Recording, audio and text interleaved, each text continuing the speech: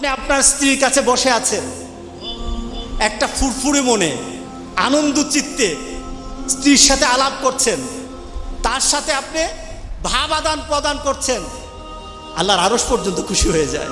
সুবহানাল্লাহ, আল্লাহর আরশ পর্যন্ত খুশি হয়ে যায়। যতক্ষণ পর্যন্ত আপনি এইভাবে আপনার স্ত্রীর সাথে কথা বলতে থাকেন, স্ত্রীর কাছে বসা থাকেন, আপনার আমলনামার মধ্যে সওয়াব লিখতে থাকে। রাসূল পাক সাল্লাল্লাহু আলাইহি সাল্লাম এই কথা বলার পর এক সাহাবী বললেন, ইয়া রাসূলুল্লাহ, স্ত্রীর সাথে একসাথে শুবো, একসাথে ঘুমাবো, একসাথে খাবো, একসাথে তাকে আদর করব, এটা কি সওয়াবের কাজ হতে পারে? রাসূল পাক সাল্লাল্লাহু আলাইহি সাল্লাম বললেন, আচ্ছা তোমার স্ত্রীকে না নিয়ে তুমি যদি আরেকজন স্ত্রীর কাছে বসে থাকো, আছে কিনা? আছে কিনা? মজাই লাগে, উনিও খাইবেন, রেডি থাকবেন।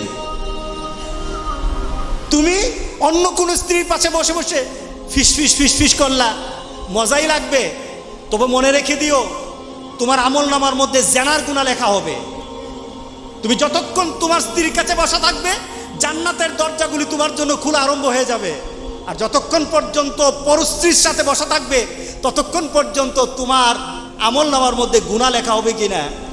সাহাবায়ে কেরাম বলেন, ইয়া রাসূলুল্লাহ, অন্য স্ত্রীর সাথে বসলে তো গুনাহ তো হবেই, তাহলে তার উল্টাটা তোমার হালাল বউর সাথে বসলে, তোমার হালাল যাকে হালাল করেছো তার সাথে বসলে সওয়াব হয়ে যাবে।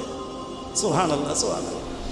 চাষটলে বলতে ভালো লাগে, টিভি দেখতে ভালো লাগে, আরেকজনের ভাবিকে ডেকে ডেকে মুখের মধ্যে পানি এনে দেয়, ভাবি কেমন আছেন, বউকে বলো না, বউ তুমি কেমন আছো।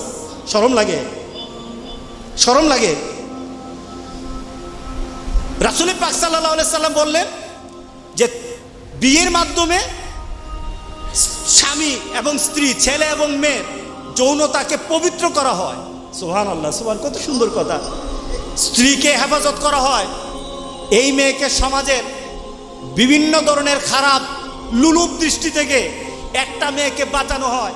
কারণ একটা মেয়ে যখন একটা ছেলের আন্ডারে হালালভাবে বৈধ হয়ে যায় বিয়ের মাধ্যমে, তখন আর এই মেয়ের দিকে কেউ খারাপ দৃষ্টি দেয় না। কি বলেন? দেয় না। দেখুন ইসলাম কি বলছে, রাসূল পাক সাল্লাল্লাহু আলাইহি ওয়াসাল্লাম কিভাবে ব্যাখ্যা করছে। রক্ষণাবেক্ষণ হয় মেয়েটাকে রক্ষণাবেক্ষণ করা হয়।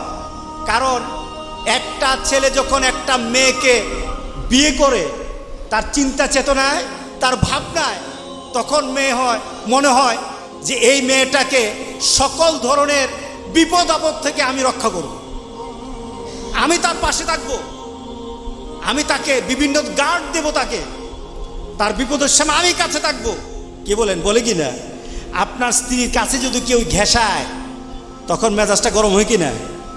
হ্যাঁ, কেন হয়? কারণ সে আপনার হালাল হয়ে গেছে।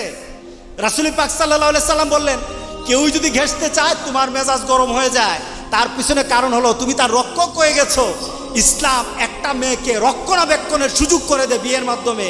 আর ওই মেয়ে যে স্টাইল করে বিয়ে করেছে, সন্তান প্রজননের গোটা পৃথিবী টিকে থাকবে যতক্ষণ পর্যন্ত আল্লাহ সুবহানাহু ওয়া তাআলা যে মানুষ সৃষ্টির পদ্ধতি বানিয়েছেন, পদ্ধতি সৃষ্টি করেছে, এটা চালু থাকবে ততদিন পর্যন্ত পৃথিবী সুন্দর হবে।